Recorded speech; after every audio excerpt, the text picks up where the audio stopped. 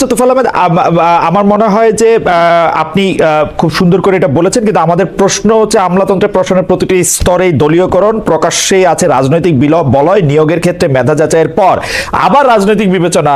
এই বিষয়টি শুরুতেই প্রজাতন্ত্র নয়, বরং সরকার দলীয় রাজনীতির প্রতি আনুগত্য থাকার বিষয়টি আসলে উস্কে দেয় কিনা, এটা হচ্ছে আমাদের প্রশ্ন।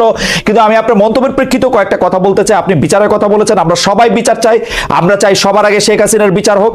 আমরা চাই যে শেখ হাসিনাকে যারা সহায়তা করেছে, যারা আমলা হোক, রাজনীতিবিদ হোক, তাদের সবার বিচার হোক।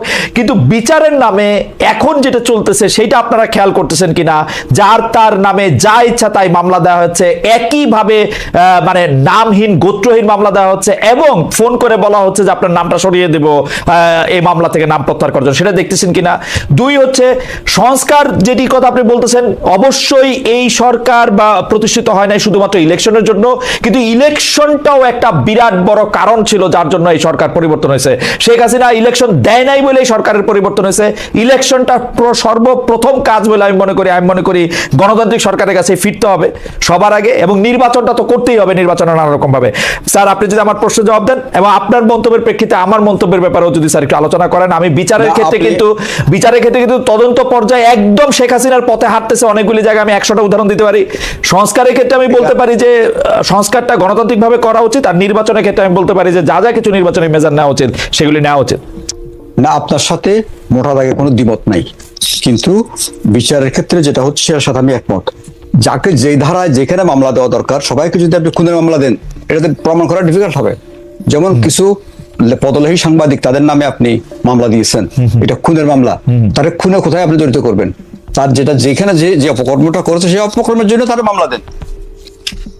তাকে খুনের মামলা কেন দেবেন আপনি? তাহলে তো এটা তো হচ্ছে তাকে আসলে একটা ইমিউনিটি দেওয়ার জন্য আপনার এটা করা হয়েছে বলে আমার মনে হয়।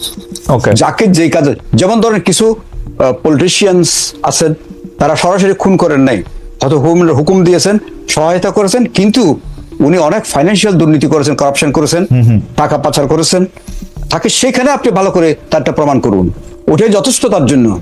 তারা খুনের মামলা দিয়ে তারা কিছু করাচ্ছে, তার যে ফাইন্যান্সিয়াল ইরেগুলারিটি এবং যে করাপশন, ওখানে তাকে ভালো করে জব্দ করেন আপনি। এই জন্য বলছি যে যেখানে যাকে মামলা যেভাবে দেওয়ার জিনিসটা, সেই জিনিসগুলো সেভাবে যাচ্ছে না বলে আমার ধারণা। এক্ষেত্রে আপনার সাথে আমি একমত। দ্বিতীয় হচ্ছে সংস্কারের প্রশ্নটা আপনি এত হালকা করে দেখলে হবে না। কারণ হচ্ছে সংস্কারটা হচ্ছে, আমি তো বলছি না যে সরকার সব সংস্কার করার পরে নির্বাচন দিবেন। সংস্কারের একটা উদ্যোগ নেওয়া হয়েছে, সবাই একমত হয়েছেন, রাজনৈতিক দলরা একমত হয়েছেন, সবাই একমত হয়েছেন, কমিশনগুলো হয়েছে। 6টা কমিশন তো এই মাসের মাঝামাঝির মধ্যে রিপোর্ট দিয়ে দিবেন। তাহলে সেগুলো তো নিয়ে তা লাভ করতে হবে, করে কতটুকু করা সম্ভব। আর নির্বাচনেরও তো একটা মোটামুটি একটা সময়সীমা দিয়ে দেওয়া হয়েছে। তারা কি আরো আগে চান নির্বাচন? পরিষ্কার করে বলুন যে আগামী 6 মাসে আমাকে নির্বাচন দিতে হবে। এখন যেটা প্রধান উপদেষ্টা মহোদয় যে তারিখ, সেই সময়সীমা দিয়েছেন, সেই সময়সীমার সাথে একমত না হলে বলুন যে আপনার সময়সীমাটা আরো সংক্ষিপ্ত করুন আমাদেরকে দিন। না, এই সময়সীমা একদমই যৌক্তিক, এবং আমি মনে করি যে ঠিক আছে। তাহলে নির্বাচনী সংশয়টা কেন থাকবে? আমি তো সংশয়টা ছিল হচ্ছে যে প্রফেসর ইউনূস তো একটা সময়সীমা দিয়েছেন, সেটা তো বেশি দিন হয়েছে দেন নাই, সেটা অল্প কিছুদিন হয়েছে দিয়েছেন। প্রথম দিকে তো মনে হচ্ছিল 4 বছর থাকবেন, 5 বছর থাকবেন, সব সংস্কার করে যাবেন। সেই ক্ষেত্রে এটা ঝামেলা তৈরি হয়েছিল। আমার কাছে এই কথা একবারও মনে হয়নি, কারণ ওনার সাথে 2-4 বার কথা বলার আমার সুযোগ হয়েছিল।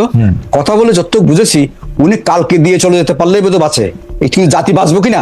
উনি যদি কালকে দিয়ে চলে যায়, জাতি বাঁচবে? এই কথা তো চিন্তা করতে হবে আমাদেরকে।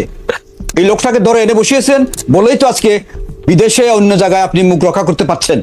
এটাকে মোকাবিলা করতে পারতো না। আমি আপনার সাথে এগুলো ভাবতে হবে, কিন্তু আমি আপনার সাথে একমত যে প্রফেসর ইউনূসের বক্তব্য এবং অনেক সময় অনেক উপদেষ্টাদের বক্তব্য, অনেক সময় এই সরকারের যারা সমর্থক যে নাগরিক আছেন তাদের বক্তব্য আসলে অনেক সময় মনে হয় অন্যরকম।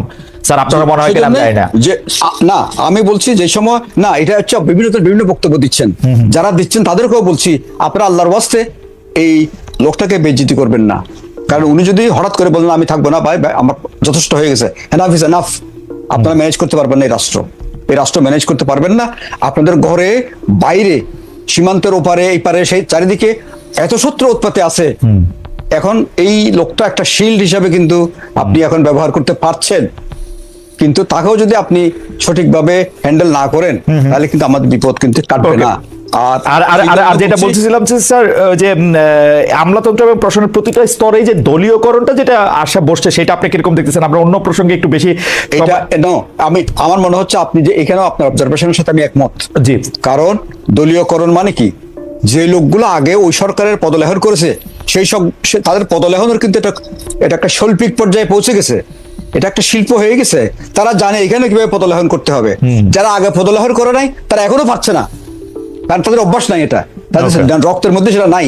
সেজন্য এই ক্ষেত্রে সরকারের অনেক সতর্কতার দরকার আছে, কারণ আমরাও তো বিভিন্ন জায়গায় কাজ করতে গিয়ে দেখতে পাচ্ছি এই লোকগুলো কারা এবং কি কাজটা করছেন এটা দেখতে পাচ্ছি তো, এবং কাজটাকে কিভাবে তারা ডিলে করছেন, কাজটা কিভাবে তার দায়িত্ব দিচ্ছেন না, দায়িত্বকে এড়িয়ে যাচ্ছেন, এগুলো দেখা যাচ্ছে তো।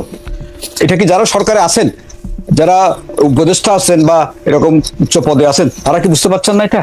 কিন্তু এখানে আত্মীয়করণ, আত্মীয় স্বজন এনে বসিয়ে দেওয়া, পরিচিতকে বসিয়ে দিয়ে তার থেকে সার্ভিস না নেওয়া, তাকে একটা পুরস্কার দেওয়া, এগুলোর থেকে বেরিয়ে আসতে হবে আমাদের। এখানে অনেক কঠোরতার দরকার আছে, যে কঠোরতা না থাকলে এই যে অভ্যুত্থানের যে প্রত্যাশা সেটা পূরণ করা সম্ভব না। বিশ্ববিদ্যালয়গুলোর দিকে দেখতে পাচ্ছি যে কি রকম লোকদের কোথায় কাকে বসানো হয়েছে। মনে করো বিশ্ববিদ্যালয়ের আপনি এমন ভাবে বলতেছেন যে এরা আইসা বৈশা পড়ছে, এদেরকে তো প্রফেসর ইউনূসের সরকারি নিয়োগ দিচ্ছেন স্যার। প্রফেসর ইউনূস তো একজন মানুষ, এটা আরো বহু মানুষ আছে। এখন কথা হচ্ছে আমার বিশ্ববিদ্যালয় নিয়ে আমরা খুব ভাবিত স্যার, আপনি কিন্তু আমার না, আমি একটু বলি আমার প্রাইমারি স্কুল হাই স্কুলের কি অবস্থা চলছে, এই জিনিসটাকে আমরা দেখতে পাচ্ছি। হাই স্কুলগুলোতে কিন্তু শিক্ষক নাই স্যার। এখন তো মুশকিল। শতবার স্যার এইসব বিষয়ে আপনার কোর্ট আমি নিছি, শতবার এইসব বিষয়ে জনাব আলী মজুমদারকে আমি পড়ছি। এখন তো স্যার আপনারা ড্রাইভিং সিটে, এই জিনিস এখন আর আপনি কারে বলবেন? আমি ঠিক আছে, আমি বলছি, আমাকে বলতে দেন। জি জি জি জি জি জি বলেন। যে কথা বলছেন এর ধারাবাহিকতায় আমি বলছি, আমি যেটা দিয়ে শুরু করেছিলাম যে আমরা যে ধ্বংসস্তূপের উপরে দাঁড়িয়ে কাজ শুরু করেছিলাম, 2-3টার দিকে আমি বলি নাই। যেমন আমাদের প্রধান 2টা খাত, স্বাস্থ্যের আর একটা শিক্ষা। বিশ্ববিদ্যালয়গুলির আগের ভাইস চ্যান্সেলররা হয়তো পালিয়ে গেছেন অথবা আসছেন না, অথবা পদত্যাগ করেছেন, বিধ্বস্ত ছিল। শিক্ষা, স্বাস্থ্য, এখানে বিভিন্ন প্রতিষ্ঠানগুলি মানে হাসপাতালগুলির চিকিৎসকরা স্বাস্থ্যসেবা চালিয়ে যাওয়ার চেষ্টা করেছেন নিঃসন্দেহে, এমনকি আন্দোলনের সময় তারা চালিয়ে গেছেন। কিন্তু যারা পরিচালনার দায়িত্ব ছিলেন, প্রধান দায়িত্ব ছিলেন, প্রিন্সিপাল হোক, ডাইরেক্টর হোক, যাই হোক, এখানে দেখা যাচ্ছেন তাকে সরিয়ে দিয়ে অন্য কেউ বসে পড়ছেন। এই 2টা খাতে ডিসিপ্লিন আমরা জন্য কিন্তু আমাদেরকে প্রচুর পরিশ্রম করতে হয়েছে, স্বাস্থ্য এবং শিক্ষা খাতে। এবং শিক্ষা খাতে ডক্টর তোফায়েল আহমদ যেটা বলেছেন, যে এখানে ডক্টর ওয়াহিদুদ্দিন মাহমুদের মতো অত্যন্ত প্রাজ্ঞ এবং সচেতন ব্যক্তি এখানে আছেন। ভুলভ্রান্তি ওনার হতে পারে না, এমন কথাই বলবো না, হতে পারে, হলে সংশোধন করা হবে, সেখানে করা হবে। কিন্তু কথাটা হচ্ছে এই জিনিসগুলো তো ছিল না, টোটালি তো নিশ্চিহ্ন হয়ে গেছিল। শিক্ষা প্রতিষ্ঠান এবং স্বাস্থ্যসেবা প্রতিষ্ঠানগুলির প্রশাসনিক কাঠামো নিশ্চিহ্ন হয়ে গেছিল। এটা দাঁড় করাইতে গিয়ে সরকারকে কিন্তু অনেক সময় নষ্ট হয়। এবং পাশাপাশি কিছু লোক এই প্রত্যাশাটা এমন বেশিভাবে ডেভেলপ করে যে আজকে আমার সব দাবি আদায় করতে হবে, তখন রীতিমতো হবে। আর এটা সহজ কথা আপনারা জিজ্ঞেস করি। একটা তো হচ্ছে যে আওয়ামী লীগ সবগুলি প্রতিষ্ঠানের ধ্বংস করে সবগুলি প্রতিষ্ঠানে এমন এক জায়গায় নিয়ে গেছিল যে এদের আসলে না পালায় উপায় ছিল না। মানে এটা প্রফেসর তোফায়েল আহমেদ ঠিক কথাই বলছেন, বায়তুল করমের মুফতি থেকে শুরু করে প্রধানমন্ত্রী থেকে শুরু করে সব পালাই গেছে, শিক্ষক এই ভাইস চ্যান্সেলর গুলিও পালাই গেছে। কিন্তু স্যার মাঝামাঝি কিছু লোকও তো ছিল